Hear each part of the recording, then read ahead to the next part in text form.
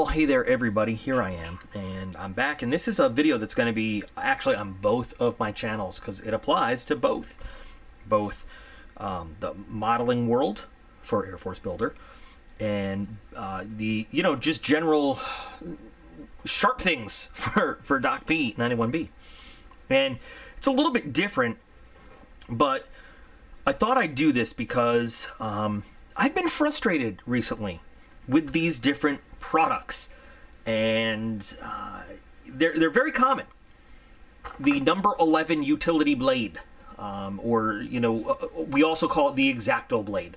Now, to be clear, calling it that, and like I said, it's very common to do that. But so Xacto is a brand, like somebody might call all tissues a Kleenex, or every single. Do I have my box of Band-Aids? See, I just did it. They're not. I always keep this close to the workbench. Bandages are plastic strips, but we call them all Band-Aids. But Band-Aid is a specific brand. They're not all actually Band-Aids. So Xacto is a brand that makes some. And by the way, when we talk about Xacto knives or Xacto blades, there's a whole lot of different blades that can fit in here. This is specifically the one that we most normally associate with that is the number 11 blade. Number 11 hobby blade. And this one also says number 11. And it's important that they both say number 11, because we'll see that later on. But there's a whole lot, and they come in different sizes actually as well. I'm only talking about this kind of most common pencil size. I don't know.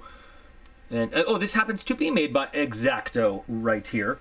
Whereas though, this isn't. This one is XL. Just to give you an example, just to give you an idea. There's also wider ones. I hadn't actually planned to get all the way into this, but so these are little saw blades that fit into the wider handles. I do have them right here. Wider handles with different blades. So anyway, just so we get the terminology straight, they're utility blades. This is called the hobby blade. This is called the standard blade, but they're utility blades. And while this is probably the most familiar holder or tool that uses them, there are others throughout the world that use them. One of them is there's the tuck, there's the ruck. Those are some of the more common kind of in your pocket EDC type blade holders that are out there. They've got kind of a price tag associated with it. There's this one that I have reviewed before from Mech Army that I really like, but boy is it expensive. This one is, and believe me, feel free to throw like what were you thinking in the comments. This one's $80. This is an $80 blade holder. You know why? Because it's got 4 little tritium vials in it. It's titanium. Could have gotten it for $40, but I was like, oh, go big or go home. So I got the tritium.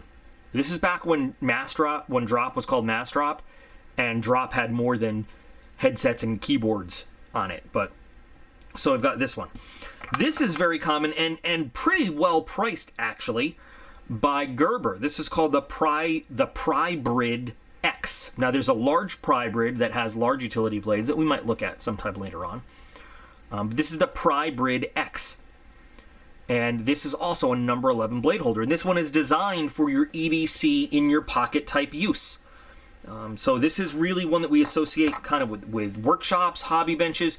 We use this at the shop, this exact thing, and sometimes actual medical scalpel holders with disposable blades for doing all sorts of fine work. Now, in the modeling world, so anybody that builds models knows whether they're, and it doesn't matter what level, whether they're for wargaming, whether they're scale models, whether they're cars, trucks, airplanes, tanks, sci-fi, anything. You use this for just about anything. Like, some people will use this to actually cut pieces off the sprue. If you're not familiar with the term, this is a sprue to physically cut the pieces off. Most people that are a little bit more with it will use a cutter to cut, and then you use the knife to trim the little excess plastic after you cut. Use this to do all sorts of trimming and cutting and finagling once you're done. for cutting stock plastic if you're gonna make some kind of custom stuff. So sad, but these are just pieces of polystyrene plastic rods, for cutting them to the right shape, for doing all that kind of stuff. And it had, architectural model makers use these. Working with balsa wood, working with whatever. I mean, they're so common. And they're, even if you're not a model builder, they're in so many different households just for all sorts of stuff. People use them to open mail. People use them to open boxes, to cut tape, whatever. But in general, these are very easy because they can accept almost anything of this size, of the small size blades, because there's really nothing, they just, as long as it'll fit in here and it's got a friction kind of hold on it, it'll fit, and that's great, and that's easy. And you can buy number 11 blades. I bought this whole package, like 10 blades for like $6.99 on Amazon 2 years ago, and I still have, now they're carbon steel, which is why they're all wrapped in this waxed paper to keep them from getting rusty, but I still have so many left. You can resharpen them and reuse them, but why? I mean, why? It's such a pain. And every time I'm working on something new, or a lot of times I'll end up with 2 or 3 blades through a whole project. Like I'll use a new blade when I start a new project, and then when I move on to cutting masking for clear parts or whatever, or painting, I'll switch to a new blade because I always want a nice sharp tip. And then when I switch to decals, I want another one, nice sharp tip for cutting through the decals to make sure that I'm getting the nicest, cleanest cuts. And they're not expensive at all. And then, like I said, there are all sorts, like if you just go look in any Walmart, even at Michael's, Hobby Lobby, you look in this section where these are, there's 100 different types of blades you could put in here. Unfortunately, when it comes to some of the fancier ones, while they say, like for example, they look like they just use number 11 blades, right? Like this one looks like plain old number 11 blade. And looks fine, right? This one even says it uses plain old number 11 blade, uses standard number 11 blades. That's what it says. And that's actually out a little farther than it needs to be. And this is one that's designed for you to just carry around and replace the blade whenever. Sometimes you got to be a little bit more careful, because not all blades are made the same. And I know that sounds ridiculous, but not all blades are made the same. Now, these are actual Xacto these are actual Xacto brand blades. These obviously are not. These are by Fiskars. Why does it matter? Because they're standard sized, but they're not always exactly the same. And I recently ran into a problem with this guy right here, because you look at the quality of this blade, and I wanted to switch it. And I thought, no problem, I've got all these number 11 blades around. And when it came time to switch, I realized that I could not fit, and I'll show you the problem. So this has a pretty easy little system there. See that little tab? You push on the tab, and it comes off. And these blades, let me show you a standard number 11 blade. And I say standard number 11, but that's just like I said, different makers, different stuff. They look very similar. They look like they should just fit. They look like they're the same, but slight little tiny differences. Specifically in the hole and a little bit with the top and the shaping there. And you know what? You come to realize that just because these both say number 11 blades, they're not the same. Because when I tried to get this blade in here, it fits into the collar, it's the right size, but it doesn't lock because it's not.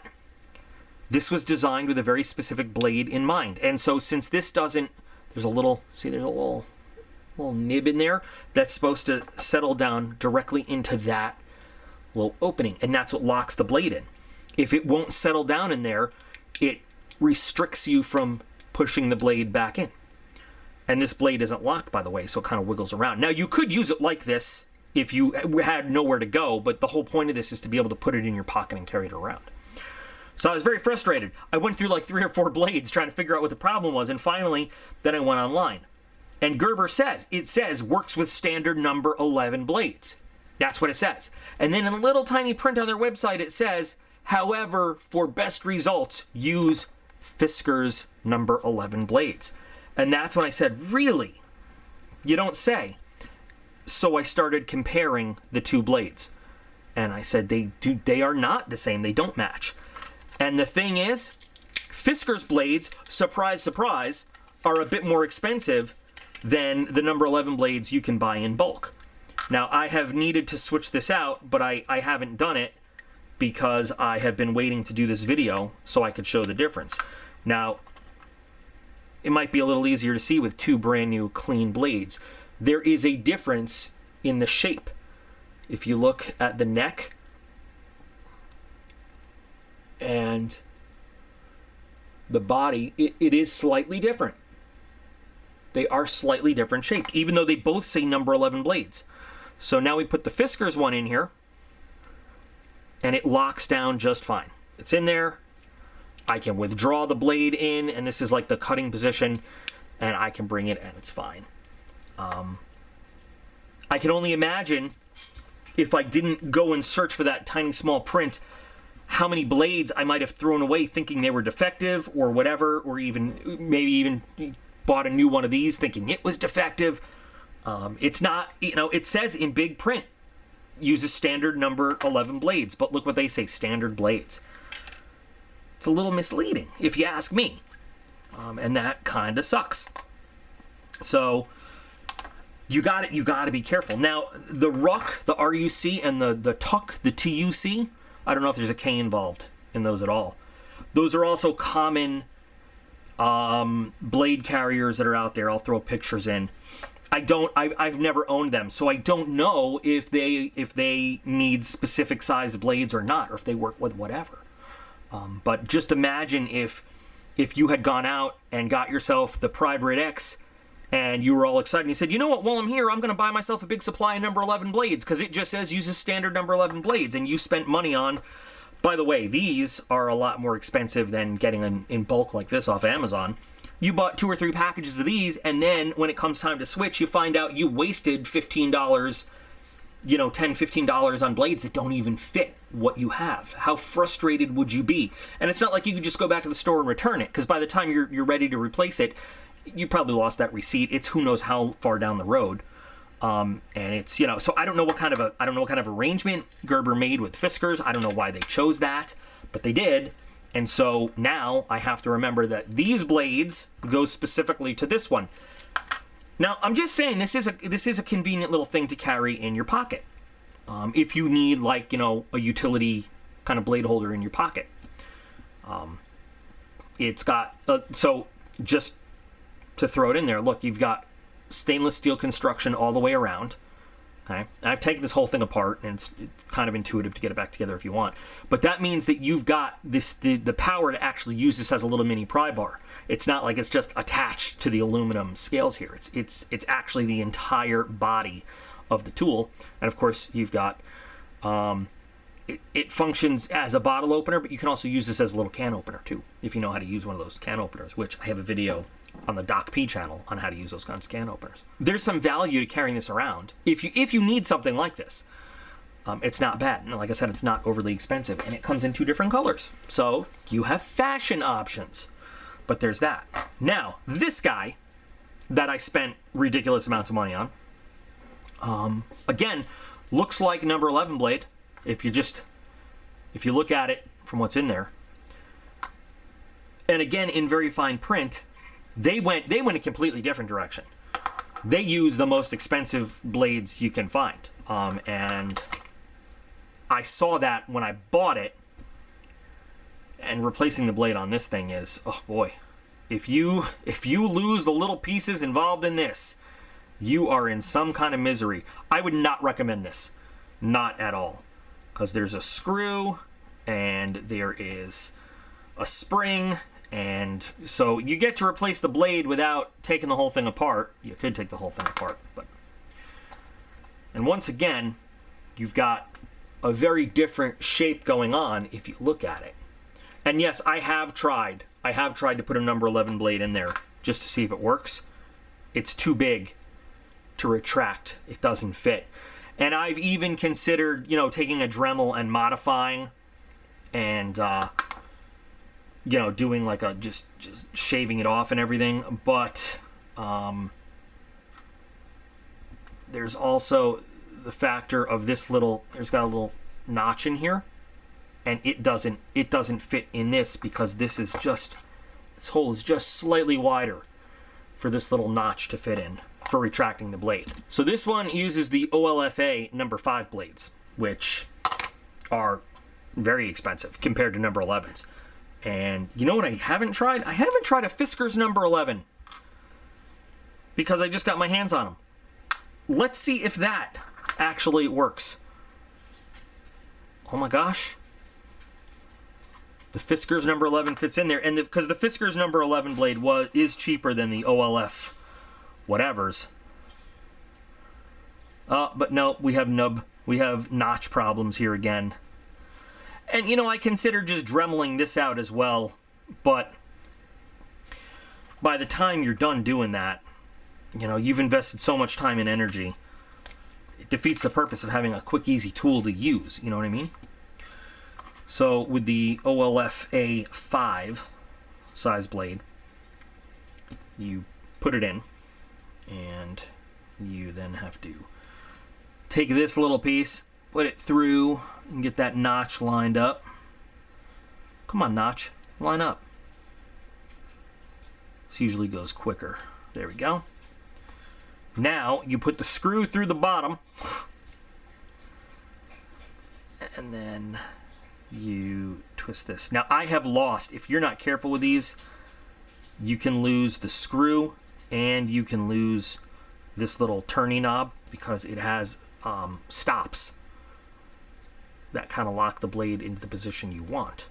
However, this thing has, just by you know, I've kept it on a keychain when I was in the shop, and it has, just by, I guess, inertia, opened itself up. So I'm now in the habit, when I use it, of using my nail in the back of the screw there and just tightening it down when I have it closed so that it can't do that. Now, it is comfortable to use. It is easy to use. It's very lightweight because it's titanium, and I have it on this magnetic thing so I can take it off and use it whenever. And it's cool, and I force myself to use it because I paid for it. But it is absolutely not the most cost-efficient solution out there. And these blades, like I said, are pretty expensive. I would totally anodize this thing with, you know, do some flame heat oxidation anodization if it wasn't for the tritium tubes, and I don't want to burn them and pop them and stuff like that.